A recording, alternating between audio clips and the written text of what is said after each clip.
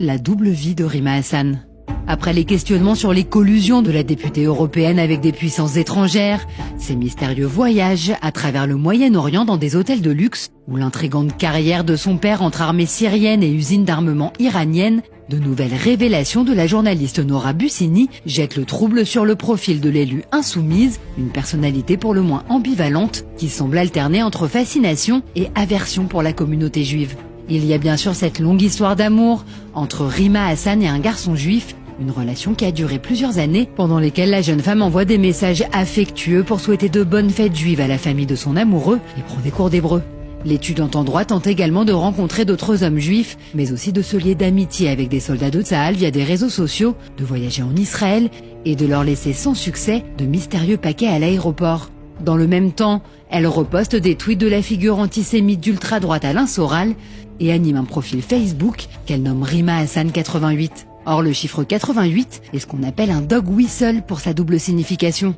Si Yasser Arafat a déclaré l'indépendance de la Palestine en 1988 en Algérie, ce chiffre est surtout un signe de ralliement bien connu des néo-nazis, une référence à Heil Hitler, dont les deux H correspondent aux 8e lettres de l'alphabet. Depuis plusieurs décennies, ce double symbole est ainsi régulièrement utilisé par des pro-palestiniens extrémistes pour exprimer leur antisémitisme. Rima Hassan le savait-elle? Étant donné son goût prononcé pour l'ambiguïté, la question mérite d'être posée. Dans son enquête, Nora Bussini dévoile également plusieurs posts de Rima Hassan, effacés depuis, et qui montrent là encore le visage double d'une activiste à l'idéologie bancale. Alors que quelques semaines avant le 7 octobre, Rima Hassan promettait de ne jamais essentialiser les Israéliens ou de ne jamais appeler à la destruction d'Israël,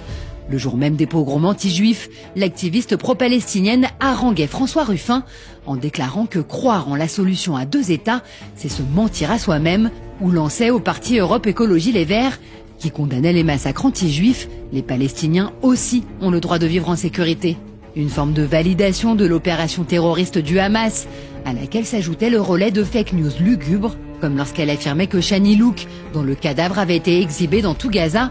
était en fait bien vivante. Si Rima Hassan affiche désormais ouvertement son soutien au Hamas, en tweetant par exemple « En dehors de la pensée hégémonique occidentale, personne ne rattache le 7 octobre à du terrorisme » ou en déclarant carrément dans un entretien à Thinkerview « La position du Hamas historiquement, c'est de dire Israël n'a pas vocation à exister en fait, parce que c'est un État qui a pillé nos terres et qui vit. Sur cet aspect-là, il a raison. » L'enquête de Nora Bussini jette une nouvelle lumière inquiétante sur une députée européenne aussi violente qu'insaisissable, pour ne pas dire instable, et dont personne ne comprend réellement ni les complicités, ni les financements, ni même les motivations.